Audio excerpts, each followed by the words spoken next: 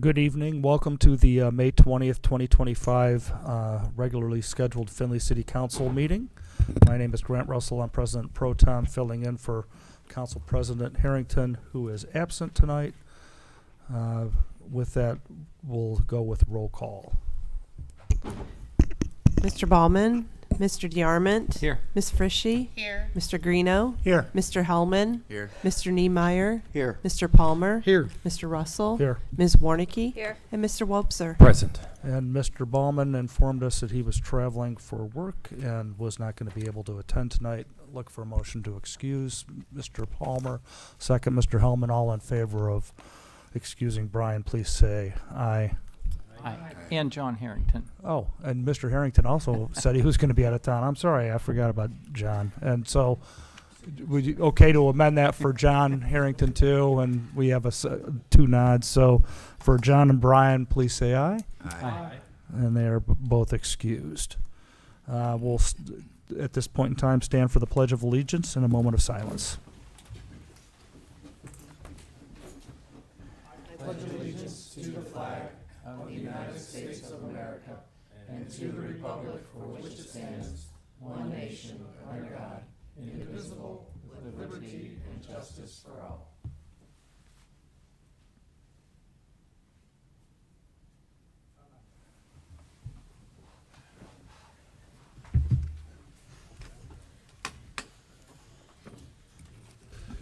We have our May 7th, 2025 regular session of City Council meeting minutes as circulated. Motion to approve, Mr. Palmer. Second, Mr. Greeno.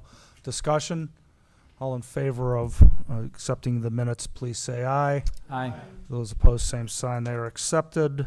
Hey, we have a clean agenda tonight with no proclamations, and we're on the petitions. An alley vacation request for 118 West Front Street from the American Legion to vacate the north-south alley between lots 450 to 451 in addition, it's called in the addition, from West Front Street north to the east-west alley. Questions or comments? We'll refer that to City Planning Commission and the Planning and Zoning Committees. We have written communications. An email from Kathy Wengant regarding 116 3rd Street. Discussion. Question from me to anybody in administration. Do we know who owns that property at 116 3rd Street? Anybody? Yeah, I think it was Tom Ross, but I've looked at a couple different properties recently, so Not Tom I've Ross. so there's a number of properties in the area. I don't remember explicitly, but we did look it up on the auditor's website, and we're going to be contacted. So Yes. that property owner will be contacted? Yes. Okay, Yep. thank you. And then what is the process for a property like that? Typically, zoning or the law director's office or service safety director will notify them of the different areas of non-compliance, and then once we've made contact with them, try to work with them to resolve it, just saying that they need to show some form of progress with some of the cleanup. We expect that to be done pretty quickly. If there are structural concerns, then they get a little bit more time, but typically have to kind of tell us what their game plan is. Thank you. Other discussion? Letter be filed.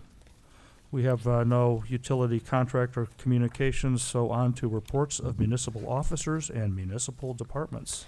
Findlay Municipal Court Activities Report for April 2025. Comments? Reports be filed.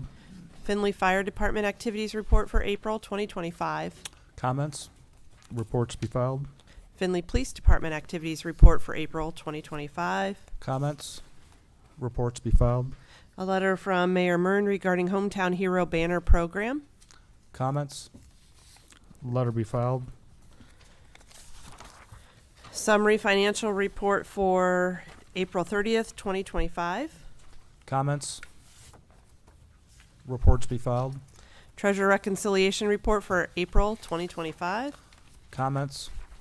Report be filed. Letter from City Engineer Kalb regarding Community Development Block Grant for Critical Infrastructure on Main Street Retaining Wall Infrastructure Application. Comments?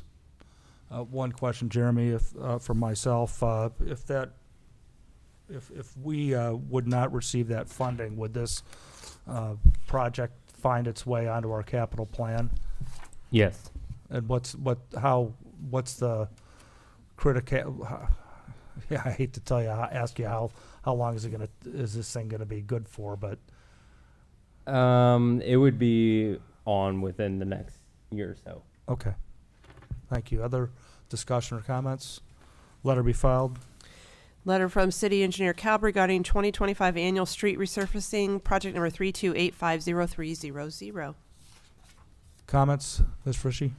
Jeremy, Walnut Street is staying on here or not? No, it's not staying on there. Columbia Gas has a project they have to do down through there, so we're letting them get their project done this year. We'll resurface it next year. We have, since that's pulling a street out, I wanted to add another large one in. Foxfire Lane is the last section of that area.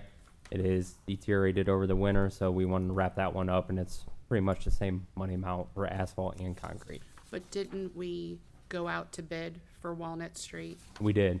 So I guess my question, whether it's for you or for the auditor, can we just move those funds, or do we have to go out to bid since it's over 50,000 in order to be compliant? Go ahead. I have not looked at this specifically, so I'd have to take a look at that appropriation to see what you could do. Have you guys taken a look at that? Yeah, so it's since, well, I think we both, all right. So since it's over the $75,000 threshold, and this was not part of our original bid or part of our alternates, this is kind of add-on work that was not competitively bid.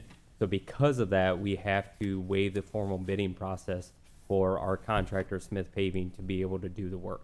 But we don't know if it's gonna be more or less, so. We like, have a quote from them. So we received a quote from them. I know it's 163,000, so it's over the 75,000 for their work. We bid Walnut Street and went Correct. out for bid. I thought Yeah. that was like 168 or something like that. I don't remember what the number was that you told us. And then that project's not moving forward.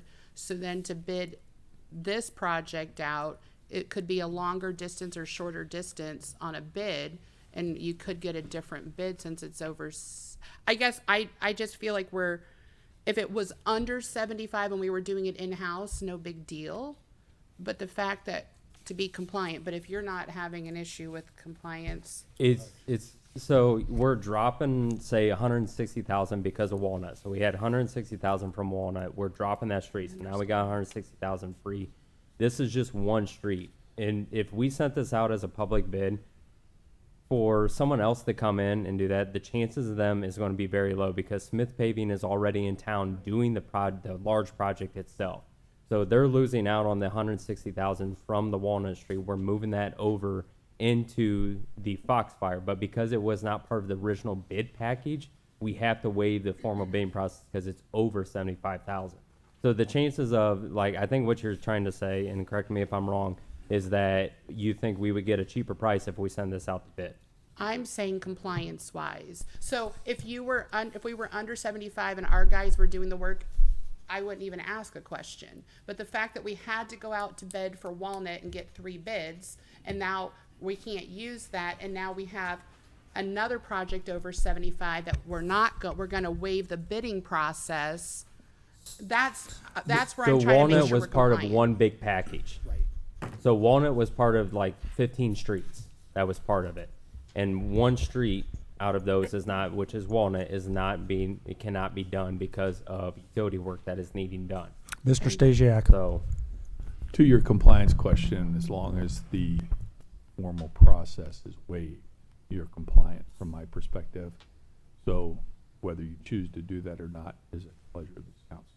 So what they're doing and the process they're doing is proper. So we can just jump bids. That's what it looks like. No, what I'm saying is, you asked if it's compliant. In other words, unless you waive the formal bidding process, you can't do that. And so you have to waive that process. By you waiving that process as a council, you make it compliant with the law because you're giving permission. And that's a Mr. compliant DeArmond. reason. My question, are these all lump sum projects, they unit rates, and they're keeping the unit rate consistent from? Yes. They're Yeah, it using was- unit rates? It was same unit price as what the rest of the project was. It was just, we sent them, So so it would be everything is- tracked by oh. units. Okay, everything is unit rate then? Everything okay. is unit So rate. I you're don't have an basically issue with taking this the name of the street out, Sorry. Please get recognized by the chair in order to participate I in the just want to conversation. say, I don't have a problem with, if it's unit rate and we're just changing the name of the street, who cares? I mean, really, so, thank you. Other comments? Mr. Feiner. On these facts, it's waivable. Other comments? Letter be filed. A letter from Hancock Regional Planning Commission Grant Administrator Paninsky regarding Miracle Field Fitness Park, project number 315-0600, appropriation of funds. Comments? Letter be filed. Committee reports. Planning and Zoning Committee, to whom was referred a request to continue discussions from the March 13th, 2025 and April 17th, 2025 meeting on the following zoning code items: parking, donation, collection boxes, conditional uses such as gas stations, car washes, oil change, dollar stores. We recommend to continue discussions and to provide the law director with a copy of the changes made to 1135.02 and 1135.03 as presented in the attached document. Mr. Wobser. Make a motion to accept the committee report. Second, Mr. Yarmouth. Discussion. All in favor of accepting the committee report, please say aye. Aye. Those opposed, same sign. Committee report is accepted. On to legislation resolutions. First reading for Resolution 15, 2025, a resolution approving the expenditures made by the Auditor's Office on the attached list of vouchers, which either exceed the purchase order or were incurred without a purchase order, exceeding the statutory limit of $3,000, all in accordance with Ohio Revised Code 5705.41D. Mr. Wobser. Make a motion to approve Resolution 15, 2025. Second, Mr. Hellman. Discussion. Mr. Stasiak. Oh, no, Ms. Frishy. Sorry. I just question on the 17,811 for Christmas ornaments. That's just a pass because didn't we get the funding from DFID? Mayor. So the city did have some funds that we paid. This was a timing issue at the end of last year when we had ordered them to get them. The vendor was new, so we needed to get it set up. We thought the PO had been set up and it had not. And so we went forward with the purchase and then received the PO at a later date when the invoice was received. So the funds were all available, in the budgets and passed through. It was just a PO timing issue. Mr. Stasiak. I want to add to that a little bit because this is a good example for me to illustrate another reason why the PO process is so important, and we need to be vigilant about continuing to make sure that there are exceptions, but we don't want more than is necessary. On this particular case, the vendor wasn't set up till March. Of course, in this case, it's okay, but one of the processes we go through in my office, particularly in the world of fraud that we're in, is a very thorough validation process of a vendor. In other words, somebody seeking payment needs to be the somebody that we thought we paid. And we've had some real challenges of that, and Auditor Faber has put out a lot of information about vendors seizing similar emails so somebody you do business with regularly, like maybe your salt vendor or maybe your asphalt vendor, and they change an email slightly or they change a bank account location. So what my office has to be very vigilant about is making sure, and it's frustrating sometimes for the department heads, but that we go through and validate every aspect of where that payment's going to go with the vendor, and that we do that very diligently. It's become a major part of our operation anymore and takes more time than it used to. But that is one aspect of the PO process that's critical. And so we need to make sure that vendors are set up before those POs are issued as we move forward. Mayor.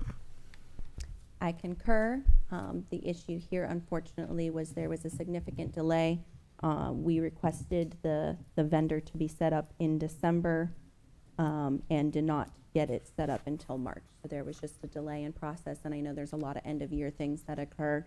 We should have made sure that it was set up before moving forward, but there was also a pretty significant delay. So we will continue to work with the auditor's office to make sure those processes are clean. Other questions or comments? We have a motion and a second. All those in favor of adoption of resolution 015-2025, please say aye after your name is called. Those opposed, nay. Mr. DeArmond? Aye. Ms. Frishy? Aye. Mr. Greeno? Aye. Mr. Hellman? Mr. Niemeyer? Aye. Mr. Palmer? Aye. Mr. Russell? Aye. Ms. Warnicki? And Mr. Wobser? Aye. The resolution is adopted. Ordinances. Third reading for ordinance 2025-44, and ordinance appropriating funds and declaring an emergency.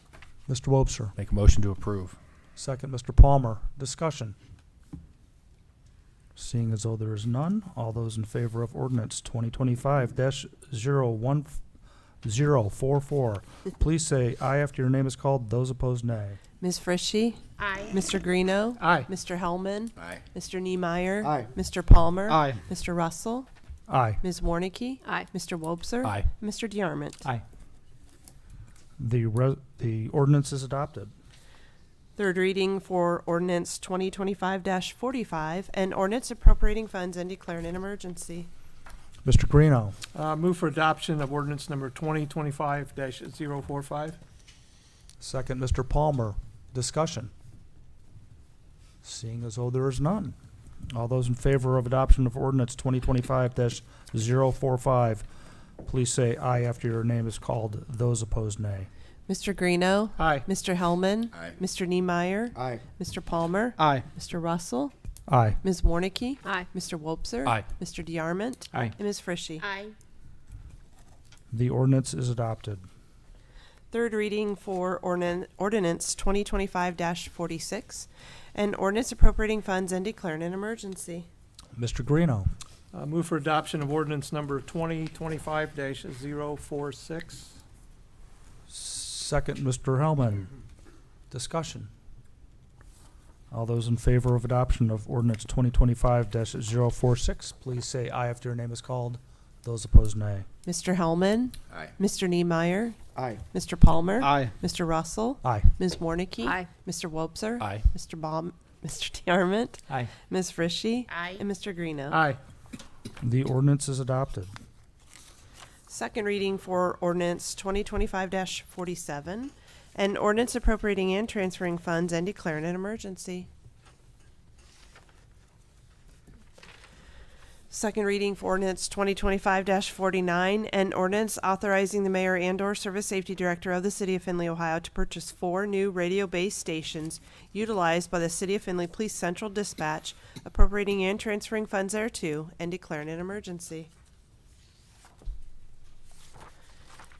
Second reading for ordinance 2025-50, and ordinance appropriating funds and declaring an emergency. Second reading for ordinance 2025-51, and ordinance appropriating funds and declaring an emergency. Second reading for ordinance 2025-53, and ordinance authorizing the mayor, service safety director, and/or city engineer of the city of Findlay, Ohio, to advertise for bids where required and enter into contracts for construction of various projects in accordance with the 2025 department equipment list, appropriating and transferring funds for said capital expenditures and declaring an emergency. Second reading for ordinance number 2025-56, and ordinance authorizing the mayor to execute the attached memorandum of agreement by and between the city of Findlay, Ohio, and the Maumee Watershed Conservancy District, and declaring an emergency. Ms. Frishy. Can I ask a few questions? Okay. I'm a little, I guess I need clarification before the next meeting on this, Mr. Feitner. In the first section of it, it breaks down the projects into 3. So there's the flood basin, the Norfolk Southern, and additional benching. And then we are specifically talking about the potential FEMA dollars. I don't know if the mayor has gotten any new updates. I thought you said maybe June we would know. But what if we do this memorandum and those FEMA dollars don't come, is my first question. Mr. Finder. I'll see what the mayor has to say first. I've talked with her about this, but she's well informed. Yeah, later in the agreement, there's explicit language that states that this should only be executed upon notification that we received the grant. There has been good progress on this as well. We have been notified that the environmental review, the NEPA review, has been released from the environmental phase and is now with legal. So the next, actually, if you looked last week in the newspaper, the 30-day public notice was also issued in the paper for folks that wanted to review. It's also on the city website, and I believe the Ohio EMA website, so folks can review the environmental review that they completed. Right now, then we're waiting on the cost-benefit analysis, which we submitted a 3-to-1 cost-benefit analysis. And they're typically, as long as you're 1-to-1, you receive funding. So right now, we are expecting that in the next 60 days, we would receive notification that execution is coming. But obviously, until we have ink on paper, we'll hold tight. So we're getting a cost benefit on all three, including the additional benching that's mentioned in number 3. So for the projects that would be funded through the FEMA grant, it is the phase 2 benching, the basin, and the benching around the rail project that would be included in that cost benefit analysis.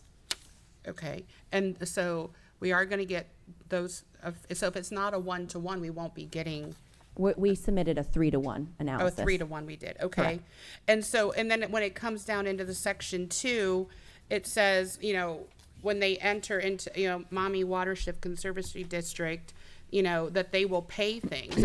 I guess that's where I'm stuck, Rob. Like, I understand that we're talking about the FEMA dollars, but yet at the same time, they're being very general and talking about all 3 pieces. And what if they don't get the money? Because they're going to go out to bid and they're going to enter into contract.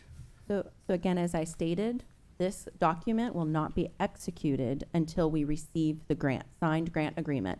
I forget explicitly which section it is, but there is a statement in that contract that this contract will not be executed until we receive the executed grant agreement. And then it will be managed just like we manage many other projects with the city of Findlay, where it's pretty much, we receive an invoice because we were the applicant, and we had to be the applicant because we participate in the National Flood Program. So we're the applicant, but we will receive, Maumee Watershed Conservancy District will receive the invoice. They will pass it to us. We submit it.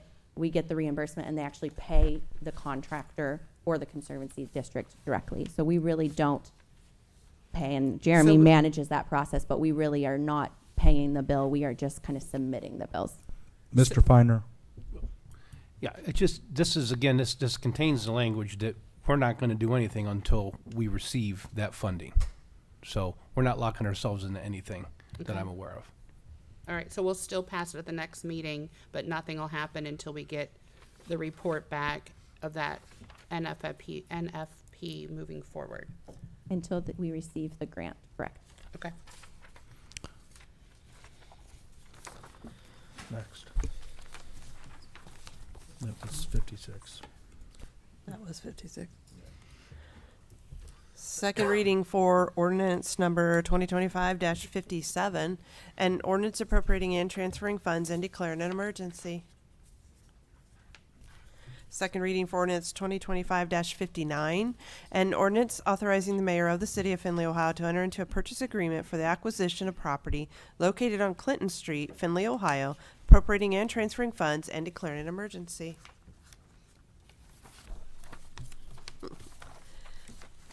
First reading for ordinance 2025-60, an ordinance appropriating funds and declaring an emergency. Mr. Palmer. Since the funds for the banners were paid for by private citizens, therefore we should not hold this up. I move that council's statutory rules be suspended and this ordinance be given its second and third reading. Second, Ms. Warnicki. We have a motion to suspend council statutory rules. All in favor of the motion, please say aye. Those opposed, nay. Roll call vote. Mr. Niemeyer. Aye. Mr. Palmer. Aye. Mr. Russell. Aye. Ms. Warnicki. Aye. Mr. Wobser.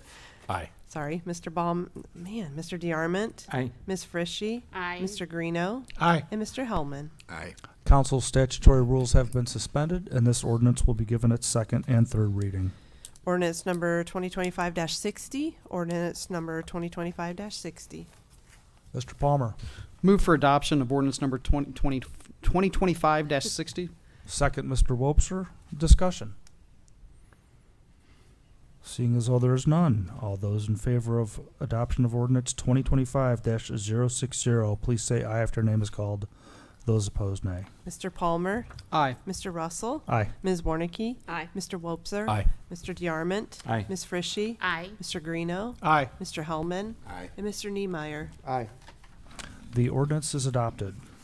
First reading for ordinance number 2025-61, an ordinance authorizing the mayor of the city of Findlay, Ohio to file an application for the Community Development Block Grant for the Critical Infrastructure Grant Program and sign the necessary agreements with the State of Ohio Department of Development and declaring an emergency. First reading, that was 61. This is the ability to apply for a grant, and therefore I don't want to delay that, especially for a project that Mr. Calb earlier said would be high on our list if it weren't for this grant application. So I move that council statutory rules be suspended and this ordinance be given its second and third reading.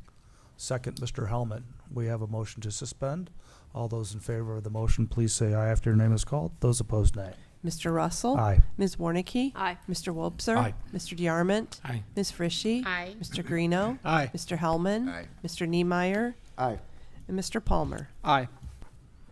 Council statutory rules have been suspended, and this ordinance will be given its second and third reading.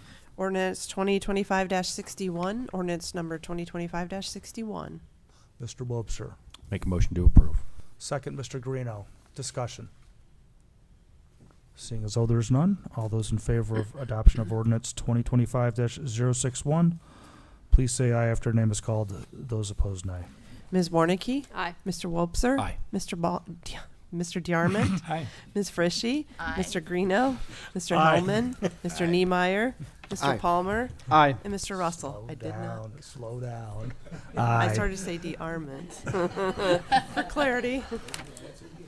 Yes, let the record reflect. Ordinance 2025-061 is adopted.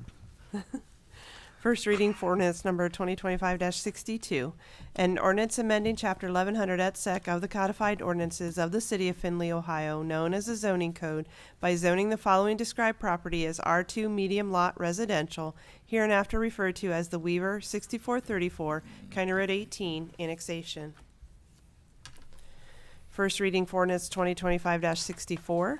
An ordinance amending Chapter 1100 et sec of the codified ordinances of the city of Findlay, Ohio, known as the zoning code, by tax parcel numbers 330000800052, parcel A, 330001008163, 330001018295, 330001002425 and 330001009345, parcel B, totaling 18.160 acres as PO parks and open space and R2 medium lot residential, hereinafter referred to as the Barfell Hobart Avenue annexations, parcels A and B. I don't think I did. Did I skip 63? Oh. I don't have to redo those parcel numbers, do I? I've got bad news. You get to read that 2 more times, so you want to... Sorry, I went out of order. First reading for ordinance 2025-63. An ordinance accepting and approving an application for annexation of territory situated in the Township of Marion, County of Hancock, State of Ohio, and being a part of the northwest quarter of Section 5, Township 1 North, Range 11 East, a tract of land consisting of 1.480 acres of land, more or less, hereinafter referred to as the Weaver, 6434, County Road 18, annexation.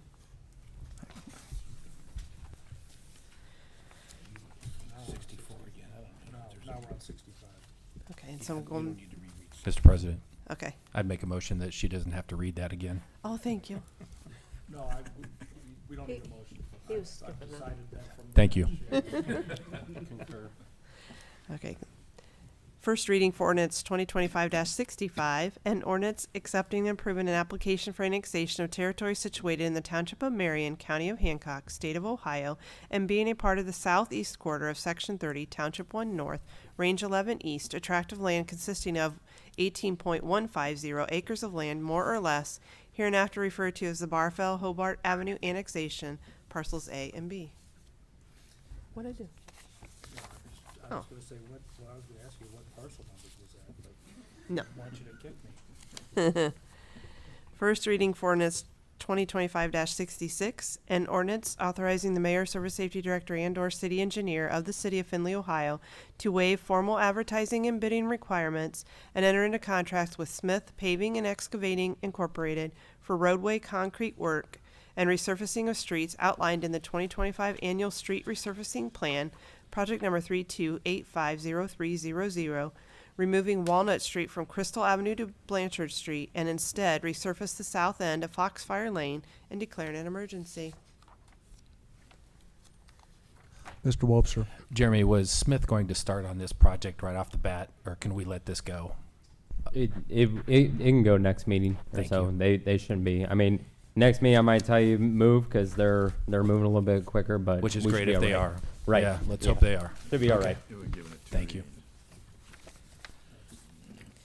First reading for ordinance 2025-67, an ordinance appropriating matching Miracle League of Findlay funds for the Miracle Field Fitness Park, project number 319-50600, and declaring an emergency. Mr. Palmer. Since the matching funds are from the Miracle League of Findlay and not city tax dollars, I move that council's statutory rules be suspended and this ordinance be given its second and third reading. Second, Ms. Warnicki.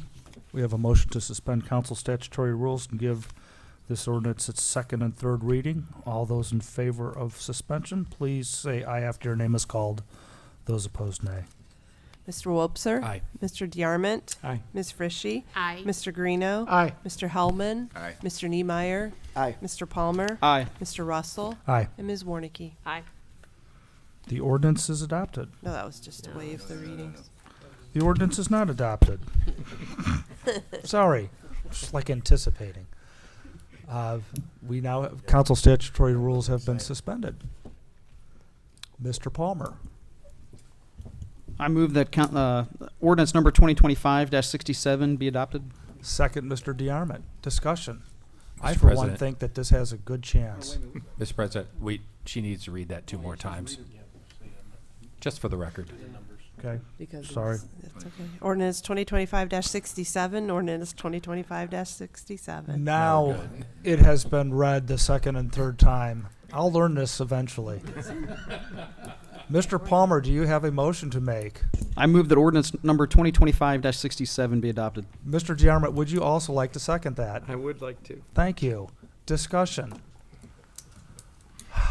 It's the last one of the evening, folks. Hearing that there is none. All those in favor of adoption of this ordinance, please say aye if your name is called. Those opposed, nay. Mr. DeArmond? Aye. Ms. Frishy? Aye. Mr. Greeno? Aye. Mr. Hellman? Aye. Mr. Niemeyer? Aye. Mr. Palmer? Aye. Mr. Russell? Aye. Ms. Warnicki? Aye. And Mr. Wobser? Aye. The ordinance is adopted. On to old business. Mr. DeArmond. We missed expediting ordinance 2025-057. Jeremy needed that expedited, so can we go back to that, or? Was there a reason for it? To stay on ODOT's schedule. Yeah, I have a 30-day pause with ODOT contracts that I gotta have all the contracts signed 30 days after the bid opening. So this needs to happen tonight? Correct. Okay. We just read it and gave it its second reading. Yeah. We have to. Okay. Motion to reconsider, asking for a motion to reconsider ordinance 2025-05 Second. 57 from Mr. DeArmond. and a second by Mr. Hellman. All in favor of reconsidering it, please say aye. Aye. Those opposed, same sign, and so now we are reconsidering. It's back on the table, and we would need a motion to suspend council statutory rules to give this its third reading. Mr. Wobser. So moved. Second, Mr. DeArmond. We have a motion to suspend council's rules. All those in favor of a suspension, please say aye after your name is called. Those opposed, nay. Mr. DeArmond? Aye. Ms. Frishy? Aye. Mr. Greeno? Aye. Mr. Hellman? Aye. Mr. Niemeyer? Aye. Mr. Palmer? Aye. Mr. Russell? Aye. Ms. Warnicki? Aye. And Mr. Wobser? Aye. Council statutory rules have been suspended, and this ordinance will be given its third reading. Ordinance 2025-57. Mr. DeArmond. Make a motion to adopt ordinance 2025-057. Second, Mr. Greeno. Discussion. All those in favor of adoption of ordinance 2025-057, please say aye after name is called. Those opposed, nay. Ms. Frishy? Aye. Mr. Greeno? Aye. Mr. Hellman? Aye. Mr. Niemeyer? Aye. Mr. Palmer? Aye. Mr. Russell? Aye. Ms. Warnicki? Aye. Mr. Wobser? Aye. And Mr. DeArmond? Aye. The ordinance is adopted. Other old business. Ms. Frishy. Rob Feitner, this one's for you. So I've been pondering since the last council meeting your legal opinion with regards to not having to get a third-party independent review, which is something that we as council said we wanted to do with those flood properties along the river down by the park that's being proposed. And I guess there's a lot going on over there, and I know there's another section of properties, and you had given me that one map, and then Jeremy sent me the full map, and it's all of the properties. So we should have had a review after the cleanup was done, and then there's additional properties sitting there, but then there's kind of a mixture of city and county using the same firm, which I think is bizarre. And so I think for due diligence, especially in the past, when we did our original review, we found more hot sites than what the county had originally found. So I feel like for us to do our due diligence, just to say we don't have to do it when council said we were going to, is a concern. And then on top of that, I know I talked to Matt Cordonier. There is a brownfield grant that they're wanting the county to do, but the county doesn't want to do it in 2 stages. They want to do the cleanup and the benching at the same time, where this is opposite. And so they're kind of, and plus they need to fund it up front at that $850,000. So there's a lot of unknowns in what's happening. And I think it's something that council needs to reconsider because of what our intent was. And I guess my question to you is,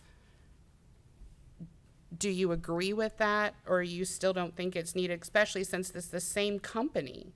I guess that's my other big problem. Mr. Feiner. Well, you said a lot more things than I'm aware of. It was brought to my attention that this firm has been used by the city of Findlay in the past for its own projects. They're coming in to look at this property for environmental concerns and provide a report.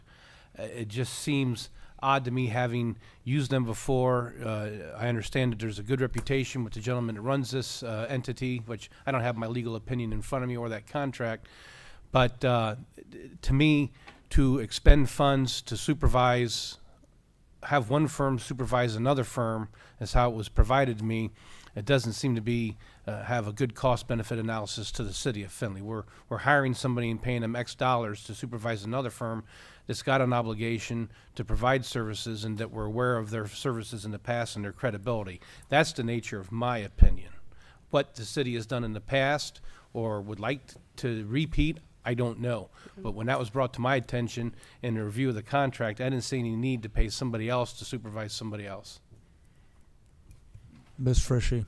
So now that you know a little bit more information and what our intent was when we originally hired a third party to review, and when we did, at least to my knowledge, we did find additional hot areas that were addressed after we did our review. So what's to say that what they did is 100% or something more didn't get turned up. Mr. Stasiak. Thank you. Rob, I appreciate those comments because if that's what was shared with you, I believe you were misled. The purpose of us hiring a party that was a third party to represent the interests of the city of Findlay, as I pushed for and as this council felt was worth doing, was to have an outstanding third party not related to the work going on absolve us, satisfy us with an expertise that none of us have. There's been inferred expertise, there's been people quote reports, there's been things missed, there's been things omitted, there's been things, I love the headline in the paper where it said, dirt was moved, there was arsenic, we don't know if it was removed or just moved, but it's not there now. There have been so many things happen here, and here's the way I think about it for the benefit of this council, because I believe if you don't do it, I believe you're making a mistake, and more importantly, as an elected official, I'm going to talk about it for the rest of my career here at the city, and that is whenever a mother pushes a child in a stroller through a park, and that baby drops that pacifier on the ground, the mother does one thing. They pick the pacifier up, they lick it off, and they put it in that baby's mouth. And if you can't assure those mothers that that dirt is clean, then by God, we didn't do our job. And I don't think any one of us in this room has the qualifications to make sure that that pacifier would be clean. And if you think about it any other way, that's for you folks. But I think it's that serious. Mayor Mern. I would concur that it is that serious, and as was discussed at the meeting and as was stated, is that environmental expertise, these individuals that would be providing this service to the community have a credential that they are upheld to and their licensure. And when they enter into a contract to provide services, as this project is set out to do, which is to set it to the park and open space standard, and I think we actually talked about the residential standard, which has an even higher. If you remember in the meeting, he said kids need to be able to eat like 10 feet down of dirt and be safe. No one here is making light of the responsibility that we all have to make sure there is a safe environment. I will be taking my nieces and nephews to play in this space. So we all understand that responsibility. What we are saying is we do not need to hire and waste taxpayer dollars on hiring a person with the same licensure to supervise and sign off that the person that the county is paying as part of this project, and really us as passed through with this grant, are hiring somebody to do when they have that same expertise and responsibility. As was discussed at the meeting, yes, there was this additional review of the surrounding parcels. The Rainick property was the main contaminant. That was the county's property that they were helping manage. The city then had these other properties, and we said we want a more formal review.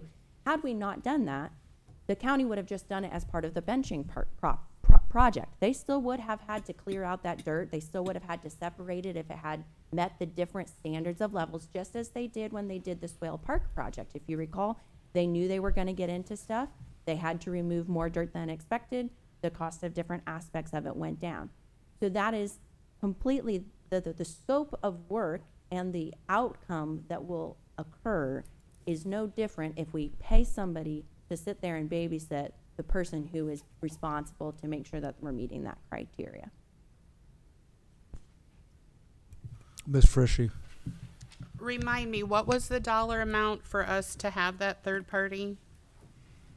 I do not Ballpark. recall. I do not recall the amount to have another person sit there. It would depend on the hours and if we're wanting them to sit all day with the person and watch them or just It's review not- their reports. I did want to hit real quick too on the Brownfield grant. First of all, the county commissioners signed the documents to submit for that grant nearly 2 years ago. And as part of that application, they knew it was a reimbursement structure grant.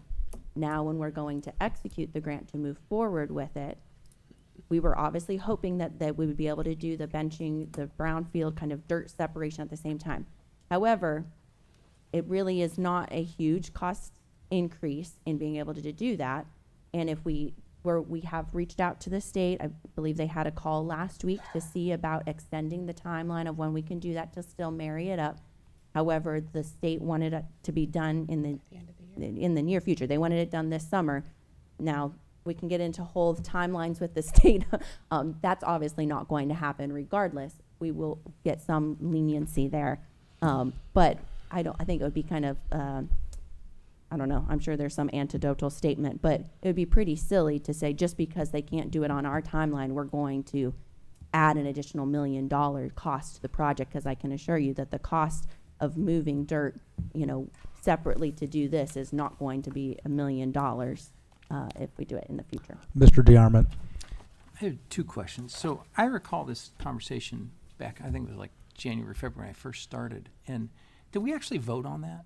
I mean, it was just a discussion about getting this additional consultant. Does anybody recall, did we actually make a vote and this was the intent, or this was just a discussion and to be concluded later? Is this directly answered? Yes, Madam Mayor. It was a recommendation in the committee report.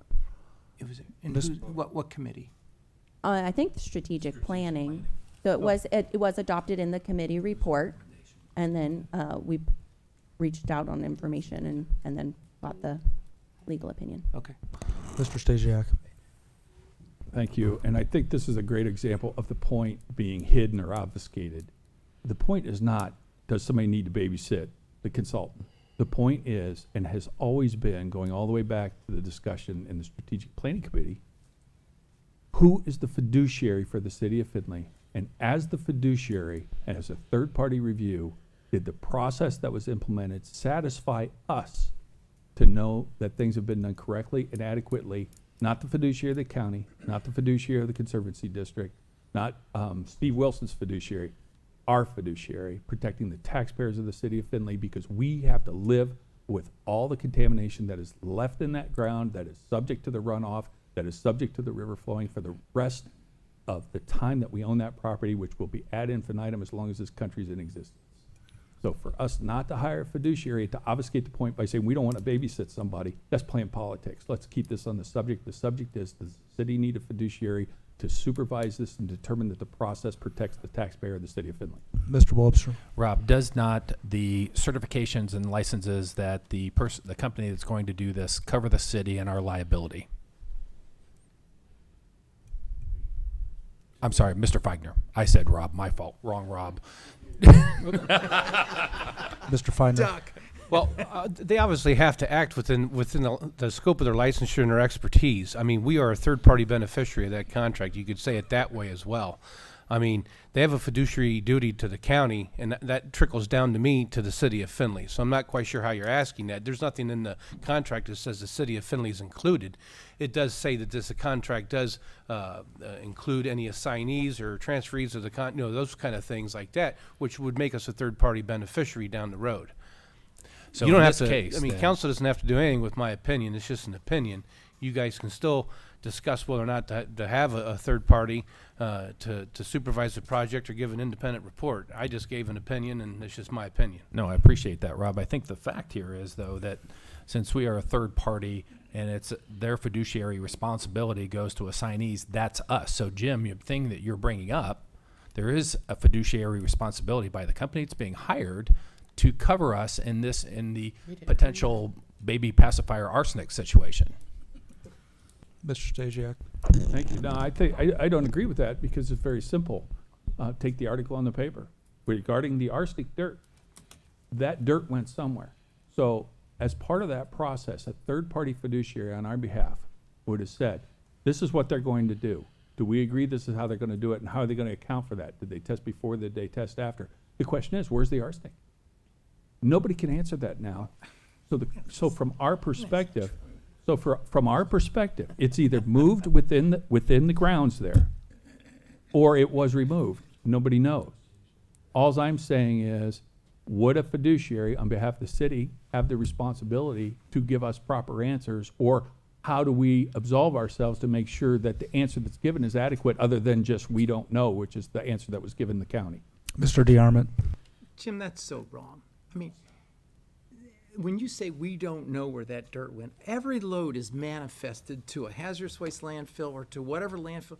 All of that, every single load is manifested. If you read the report and go through it's all documented. Ms. Frischie. So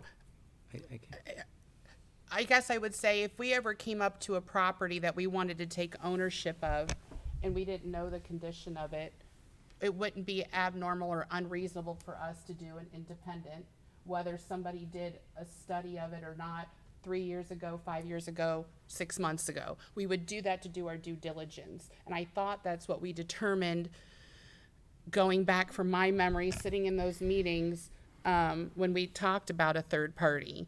And we can talk the fiduciary angle, which is one angle. We can talk flood mitigation. I mean, right now, is phase 2 gonna cover all of this in this project? Because you got the county who's out of money, right?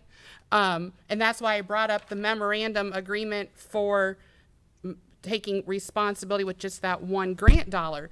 If the money is not there, and if we go in and we bench it and then do it a second time through for the $850,000 section, we're double doing things, we're moving things around. And the part 2 is CEC, we used them, now the county's using them. I don't know that we have an independent review anymore at this point.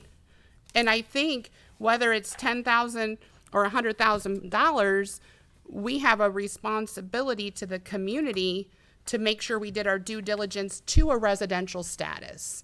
And not that I'm saying this company is going to give a bad certificate, but we have found other issues when somebody else already did a study. So, I mean, we find additional spots.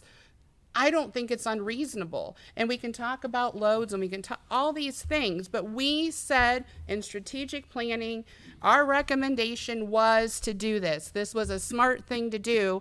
And either we're backpedaling on it because the city's coffers have troubles and we're trying to cut corners, which I hope that's not it. But we want to move this project forward and figure out what that park area is going to look like, and if my grandkids or your kids are going to be safe playing on it. And you can say, I'm going to take my nieces and nephews there. Great. Maybe in 10 or 20 years you might see a reflection of what caused that. Maybe you wouldn't, but I'm not the expert. And that's why we pay for contracts to cover our butt that we did our due diligence. And I want it on the record, I don't support not moving forward and doing our due diligence, because it's inappropriate and wrong. Mr. Wobser. The Strategic Planning Committee meeting that we discussed this was to make sure that we had the city covered from a fiduciary standpoint. Our law director just told us that we are covered in that regard. So that covers, that's why at that point when he made his legal opinion, at that point we dropped that portion of the committee report. And I think that's the right thing to do. As the mayor said, why double pay for someone to tell us the exact same thing? Some company would love to have that bid and bid it out and stand there and just give you the same damn results for a lot of money. And it's not giving us any additional help as far as figuring out what's going on with that property. And I think to the certain extent, Holly, you're throwing out a lot of different things that are not related to what this conversation's about. It's all Mr. DeArmond. what? Councilwoman Frischie has mentioned a couple times now that, so this question is to Jeremy. So what sampling did the city do where we found more contaminants? She's talking about these additional spots, and what is she refer- was there a separate investigation that we paid for, or? Yeah, that was the one that was completed that went through the planning meeting for that I believe is Mike Coonfair came in from CC to talk about it. There was additional sampling that we did across there that was authorized by you guys to do that, to see what it was look like. And then as the mayor was saying, that's where we found out the standards of what a residential, you had to dig down 10 feet, and then a park situation has to be a 2 foot of clear fill to be classified as a clear site for that. So that's where additional borings were done and soil testing was done, environmental study was done in that area, in multiple areas across more broad than what the county was needing. The county was pretty much, and Mayor, correct me if I'm wrong on that, but they were, like you were saying, concentrating in their isolated areas where they were for sure needing cleanups on that, and then we addressed the rest of 19 acres across there. Mayor, So they, over the years, obviously flood mitigation has been going on for a really long time. They had done different phase 1 assessments, and then in certain key hotspots done additional phase 2 assessments. Previously, what was going to occur is that the commissioners knew there were some main areas that were going to be problematic, Rainick, for example, and that there had been other issue areas. They knew that they were going to have to address it as part of benching, because as part of that structure, the end use intent is parks and green space. Therefore, they will have to clean it to that standard. What we decided as part of the conversations was to move forward with additional environmental review of that entire area. So we The went phase forward. 2. We got the phase 2 assessments, which identified area hotspots of mercury, hotspots of arsenic, those different levels. Really, it gave us more information, which is great, and got us to be able to get the brownfield remediation funding. However, had that not been done, when the benching was done and they were doing the soil sampling that is required for this, they would have just had to then separate, and that would have added some additional costs. So we've had a couple of different phases of iteration. Now the brownfield can be done, and I know one of the concerns is, oh, we're gonna remove soil and then have to add soil back in, and that's gonna, we have plenty of soil from different construction sites that we can throw back in, or we can fence it off and leave it if we're gonna break ground in a couple months. So we're meeting with the commissioners on Thursday to work through how we get that done, because it does benefit the community as a whole. The county has allocated, has appropriated their flood mitigation funds to different projects, including the remaining of their funds towards the Norfolk Southern Railroad Bridge, just as the city has set aside funds. So they're not out of flood money, they just have it earmarked for other things at this point in time. And again, the brownfield grant would be a reimbursement grant. I appreciate Councilman Wobser's statement. I would say it's just as we trust the county to do bridge repairs and we drive over the bridges, which they have constructed. The engineers have a license, they have a spec, just as the bid documents for this project will be overseen by professionals with appropriate licenses and have to build it to a specific spec, and we will receive the information related to that. I would request that, since it was previously on the record of council saying they wanted to hire a third-party fiduciary, I think council should also go on the record with a vote saying that you're okay with it, as long as the county is, maintains the standards that are set forth for the parks and open space or residential requirement. And I can confirm how that is, how that's going to be written, so that is on the record if you would like that. let's bring this to a conclusion with, I have Ms. Frishy and then Mr. Stasiak, and then I'll make a comment and see if we have an agreement on a path forward. So Ms. Frishy first. I just wanted, Dan, you asked Jeremy those questions and he kind of gave you a little detail, but we ended up with surprises. So the Rainick property was like this, and then we dug and it kept getting bigger and deeper, and it was spread further than we realized. We got all the way down to bedrock. When we hit bedrock, we had green slime coming up out of the ground, right? So I don't think that sounds pretty to me. The same thing over on the west side of Main Street when I call it the Huntington lot. We thought there was going to be a small tank there. They ended up pulling out a massively huge tank, double or triple the size of what we thought. So there's surprises. And by doing our due diligence of having our independent third party, we're just helping. It's not we're saying we're babysitting anybody. We're saying you guys did your work, but maybe they just didn't sample in that area or something. I mean, we have to do our due diligence because there's been too many surprises. And would you want to just let these surprises keep happening or no before we take possession? Right now, the county's on first base. I don't want to be on first base and then have surprises. Mr. Stasiak. Hey, thanks. I appreciate your question. I think the numbers were, I think they did 67 test bores, 21 of them came back with contamination. It was significant.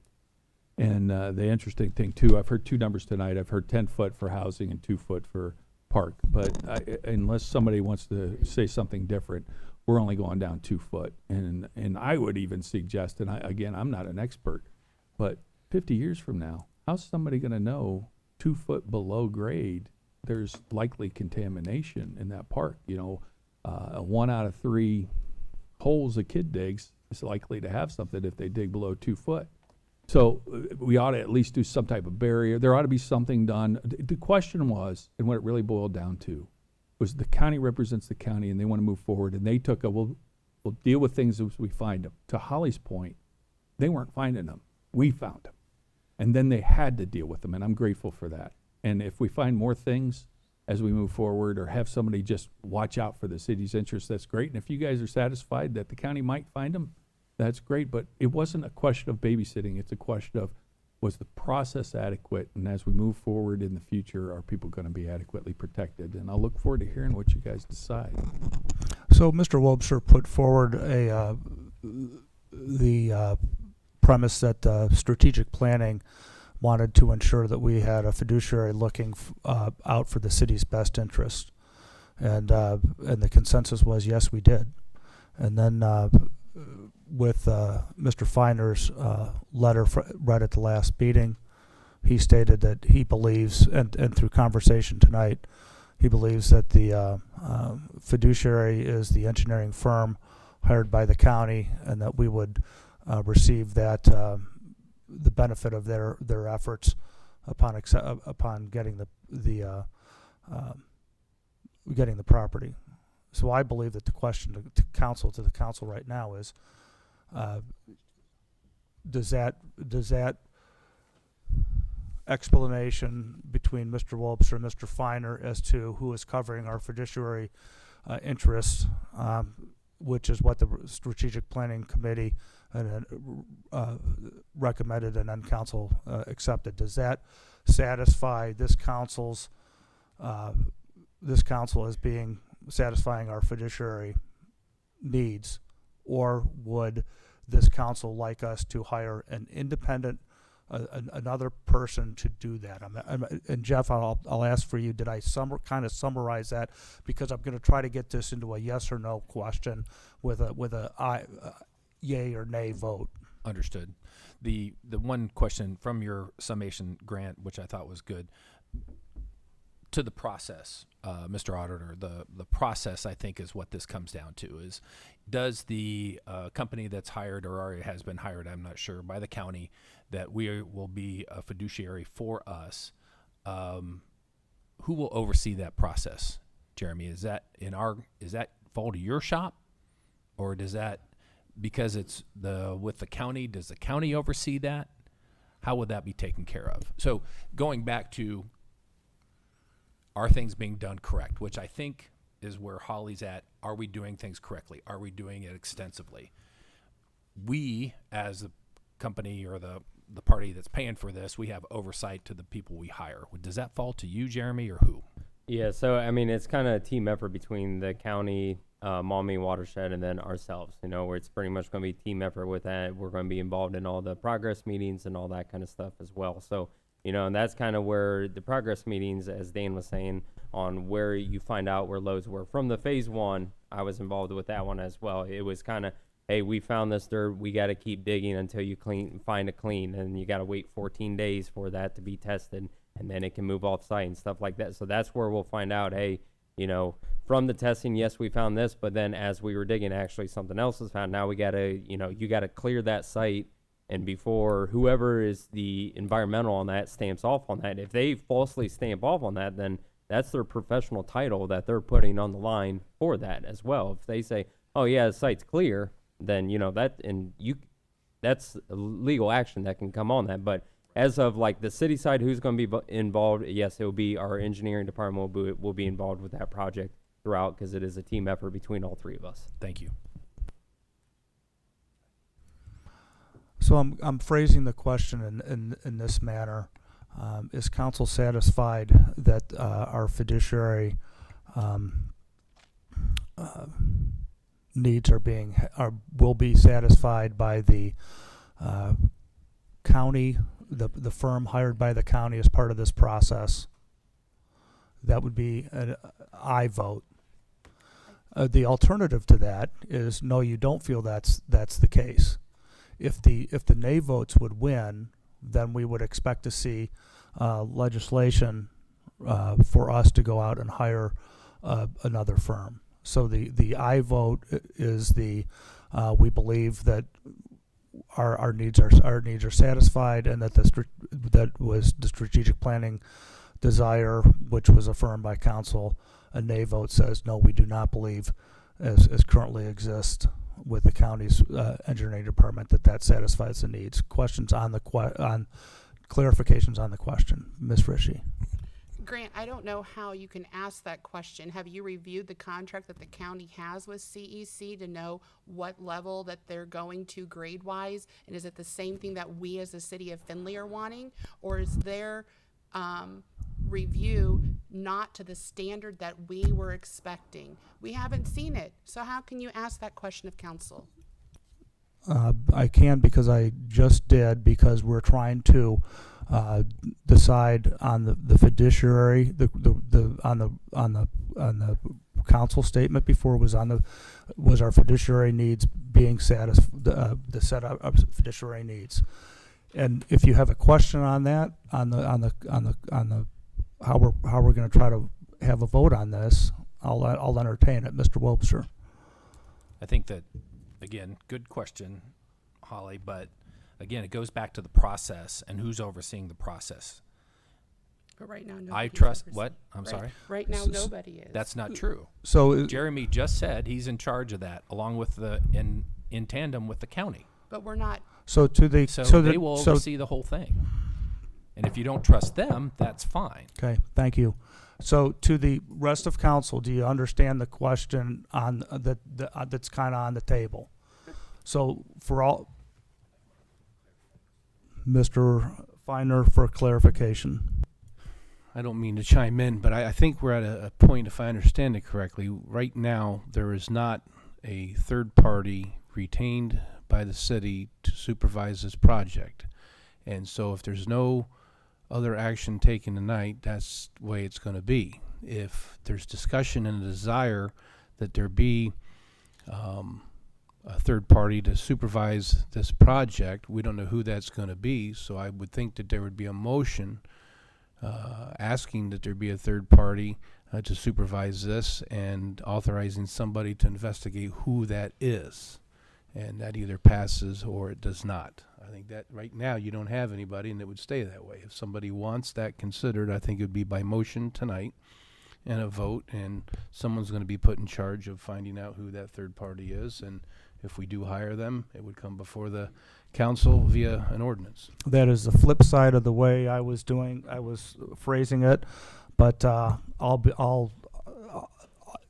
I'll bite if that would be simple. We'll make the motion simple. Should council hire a third party to oversee this project for us specifically? And I'll make that as a motion. Looking for a second. I think that answers the question. I have a question for Ms. Frischie. Rob. What you just said is, I guess I hear you saying that Jeremy and the Mommy's Conservatory and the county are our fiduciary, but we don't have an agreement. I didn't say that. I said they're overseeing the fiduciary. So you don't feel we need a fiduciary? We have a fiduciary in the company who's going to do the work. Say that again? Our fiduciary is the company that is going to do the work. By their licensure and their certification, they are our fiduciary. But if they're not Oversight- contracted with us. Oversight of the, but. Mr. Wobser, speak into the mic. I apologize. We've gone through this. So whoever gets hired ends up being our fiduciary, because it assigns to the assignees and, I'm sorry, Rob, the other words that include us, other third parties. We are the other third party. So we're covered by their fiduciary responsibilities of the company that's hired. So to hire somebody else, all we do is have two fiduciaries. And I think we're covering what Jim has asked all along, going all the way back to our strategic planning committee. So I think we've covered this. Plus, the things you brought up, Holly, I think were very true about, okay, what about the process? Well, the process goes back to their certification, but, Jeremy, the Conservancy District, and the county will be overseeing everything that happens there. So you've got 3 different parties watching the one who's licensed to do the whole thing, and we're covered by that whole process. I think we're in good shape. I feel So- really good about where we're going. So we have a motion, I made a motion, and it died for a second. So do we want to go back to the first theory of an affirmative, vote on that we think it's responsible, or is the lack of a second on a motion to hire a third party, does that speak enough? I'm looking for feedback from council. Mr. Palmer. The lack of a second to me says that we've already decided. There's not enough support to have a third party. Mr. Fiduciary. DeArmond. I agree. Other old business. Ms. Frischie. Additional old business, it was brought to my attention that council passed back in December of '21, a salt agreement and a mowing agreement with ODOT. And my questions, I had, I guess, emailed with Rob Martin. I got the contracts. They are expired and not in place, but my concerns would be, we need to have, if we're following our new policy, with the good neighbor policy is what we were calling it, we really need to have, load tickets with regards to the salt that we're using and dropping at the ODOT salt plant. And then we also need to have hours and materials recorded and kept record of with regards to using our mowing crew on 4 of ODOT's properties that are exit and entrance ramps and roundabouts for ODOT doing that mowing, because the mayor wanted more mowing done or more frequently than what ODOT was doing. But we need to keep record to be able to balance those out. So I would like to see contracts drawn up and that we follow our new good neighbor project. Mr. Martin. To clarify, when on an annual basis, we actually have to commit to a tonnage of salt based on usage in the past and anticipated in the future. That happens in the middle of summer, and we commit to that tonnage. And we might have a mild couple years, and we might have really heavy years that we use it. So this came about when we actually needed additional storage back in '21. And to clarify the mowing, we have beautiful roadways that are maintained and mowed up until certain areas, and it was very evident where our mowing stopped and others started. And in situations like that, they're making comments like the city's not maintaining this. So basically, we reached out to ODOT, and we had a conversation about the frequency of our mowing with theirs. They were not able to commit to that, so we needed storage. They were willing to let us mow. That was the situation. It's not us using their salt, it's us using their storage. But we need to keep track We of Mr. we Stasiak. do have that tonnage that's that, the recorded. drop and then our pickup every time. Mr. Stasiak. I would concur with the thought that it needs to be tracked, the equipment hours, usage, people need to be tracked separately. And I think Mr. Feiner, based on the discussion we learned earlier this year with the state auditor's desire to keep things in front, council should, especially if that contract is expired. That needs to be tagged and renewed, and it needs to be renewed proactively, so there shouldn't be any mowing or any services being provided this year until that contract is renewed. And that is from the state auditor's office. Other old business. Mr. Stasiak. Wait, what? Time out. Sorry, Rob. Mr. Feiner. This seems like a lot about nothing here, but I will reread. I wasn't provided any notice about have an opportunity to review the public spending ordinance that we put in place for public purposes and so forth. And in this instance, obviously, there's money being spent by way of equipment use and gas and manpower. And the state of Ohio we're using their storage and their folks too. There was no money changing hands. I'm going to assume that's why there wasn't much discussion on this back in 21 or any particular ordinance that we could find, although we haven't stopped looking because there wasn't any money changing hands by way of payment. But I will review this. I will look into it and see if this needs to have any new special ordinance when we engage any new contract. But I'll look into that and I'll provide a response. Thank you. Other old business. Mr. Stasiak. I wanted to comment briefly on the income tax. It's starting to normalize in a way that I can use a statistical analysis that I put together some years ago that we got away from when we did the deferrals. And this year, the projection is for $32,320,000 in income tax. And based on, everybody noted it was significantly lower this last month. There's some expectation due to wage bonuses and whatnot that it's going to recoup some, but it's certainly not going to recoup all. So that, statistically speaking, I had two concerns. One, there was no precedent for the amount of business tax that we projected, the $6 million. Let's hope and pray that $6 million comes in October, and we'll see what happens. But more importantly, right now, we are off of the projection, not off of year to year or anything like that. We're off of the projection by $800,000. So year to date today, if I was using that number in the analysis that I do, we're about $800,000 short of where we expect to be right now. So that's significant, and I would be remiss if I didn't relay that to you and so that you can consider it as you move forward with your spending. And as these monthly reports come in, you've got a couple other big months coming up. May is a big month, hence we're thinking we'll see a little more on the W-2. August is a big month, and then the report in November is a big month. So we really, really, unfortunately, won't have a good feel of how we're doing until November. So hang in there, let's buckle up and be smart. Other old business. New business. Ms. Frishy. I just wanted to give a shout out to our our sewer department guys during that 4 inches of rain, depending on where you're at, maybe 2.5. But there was significant calls I got from Ward 7. I don't know if Ward 7 got phone calls or not or addressed anything. But several of the streets have had some major water backup in their properties that they're not used to seeing. A lot of confusion. People think that's flooding. It was just that was so much rain that came down, the storm couldn't handle it. But some of these areas on the north end have been having water backup issues for a long time. I know Grant and I, when we worked with Dazzell Ditch, we saw a lot of it. Then there are still issues going on.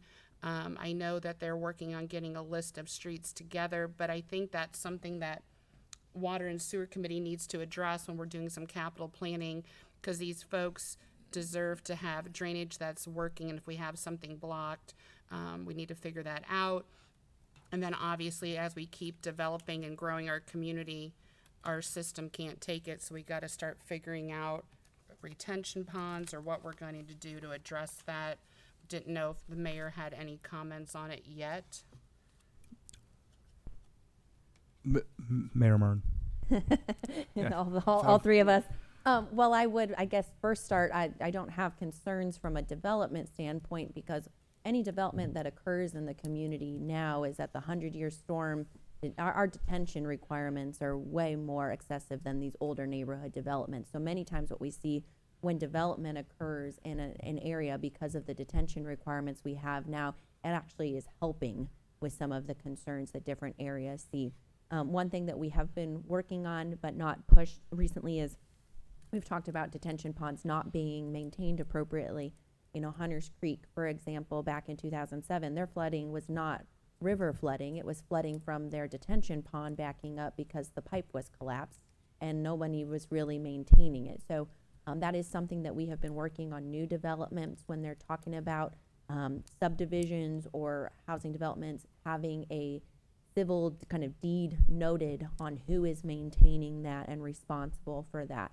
On the different properties, it's really sad when you have people's housing being impacted. I know we have taken a number of calls and tried to work and go out and look at each individual property. You're correct, though, it is primarily you can't build a system to handle 3 to 4 inches of rain in an hour. What we saw in a couple of areas is that it came down so quickly that a vacuum lock formed in the storm sewer, and so water was kind of popping up through different valves that you saw. We've also seen a number of properties that unfortunately it exacerbated where issues on their side couldn't, keep the water out. So we tried to provide recommendations as possible, but unfortunately when it is an individual property owner's issue, we really can't do much.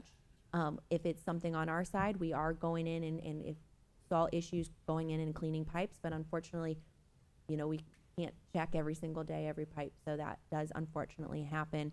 But if there are folks, I know I've had a couple of emails and phone calls with folks that we've been trying to connect with different resources, and please continue to push them our way so we can manage those and have our teams go out. Our teams definitely are doing a wonderful job, but unfortunately it was kind of a freak. We did not expect that. The predictions we were getting from National Weather Service were high winds, potential hail, potential severe storms, but not significant rain. Unfortunately, it stalled out over us, and we got a lot of rain. And so our team did a great job managing that. Mr. Martin or Calb, any additional comments? I was going to say, Mayor did very well covering that. I mean, but the main thing with that is our sewer department is out there.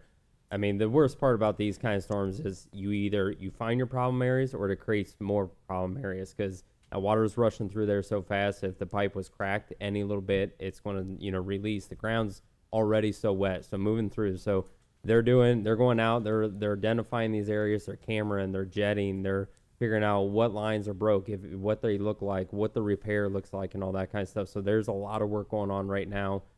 Just knock on wood. Hopefully we don't have any more of these, that we find more problem areas. But, that's kind of the byproduct of this is we either create more problems or we find the problems where we didn't know about to begin with.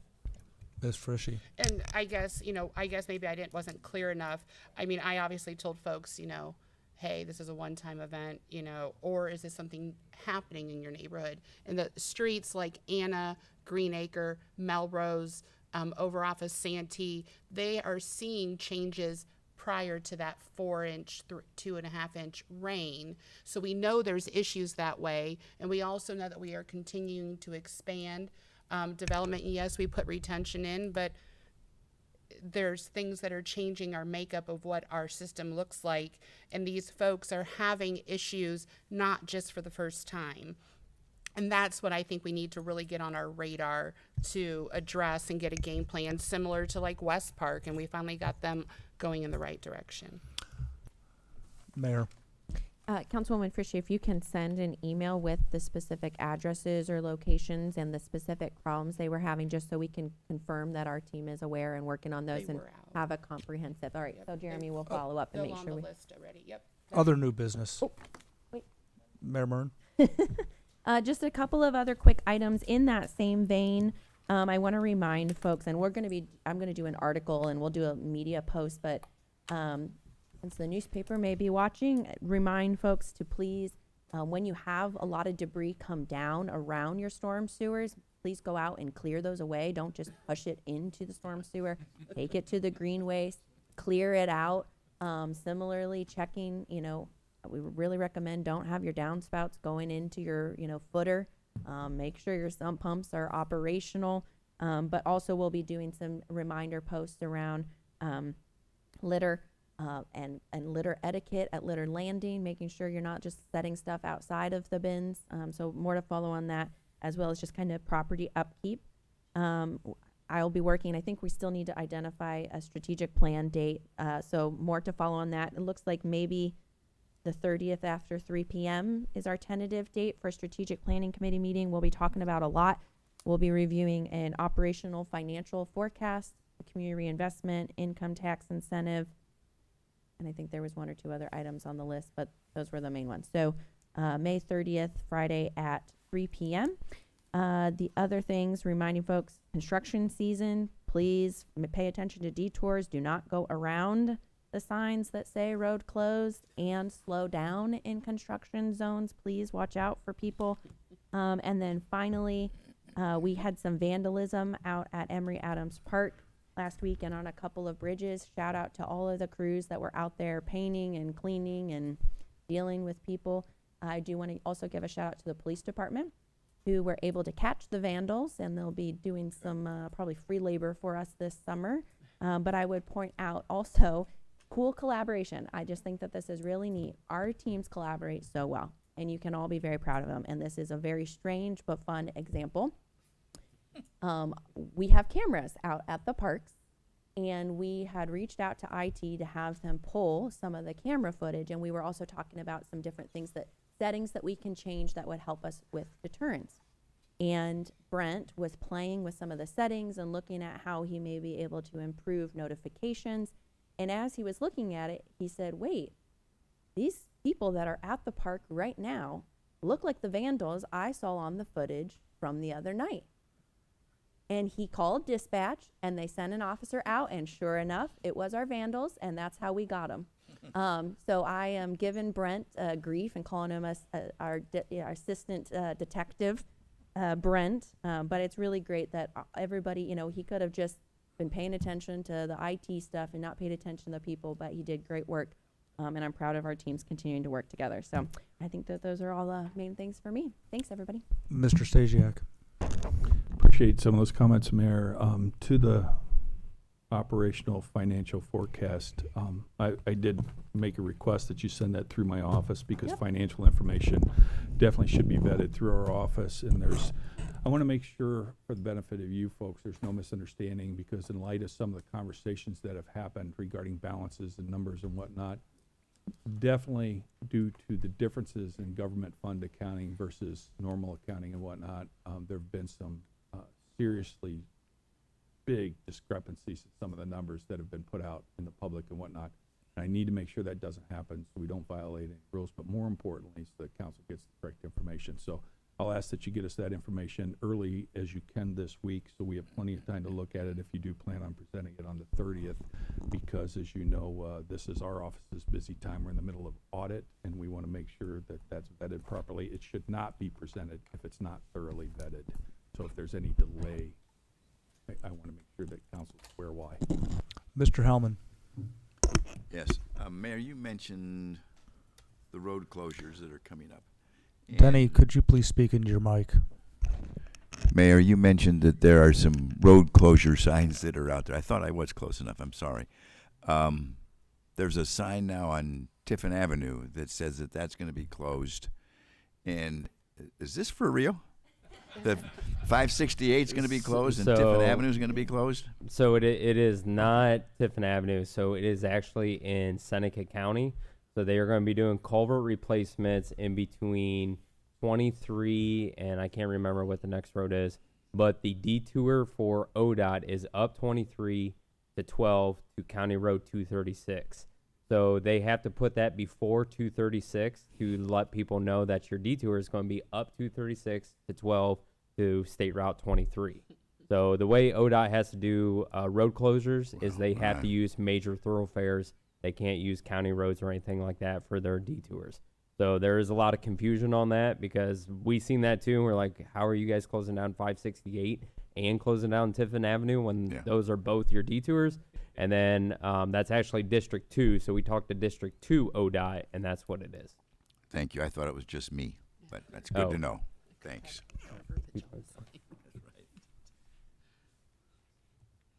That's the wiper. So on 224, that'd be on Center Street, in between Main Street and the railroad tracks. Thursday, Columbia Gas will be on there, so there will be reduced lanes. It will be they'll maintain one lane in each direction at a minimum, but they have gas line repairs they have to do on Center Street from, like I said, from Main Street to the railroad tracks on that. So you're going to be seeing some closures on there. So between 568, 224, and Center Street, there's a lot of cones out there. Any other new business? Anybody in the mood to adjourn? Mr. Palmer, second. Mr. Niemeyer, all in favor of adjournment, please say aye. We are adjourned. Thank you.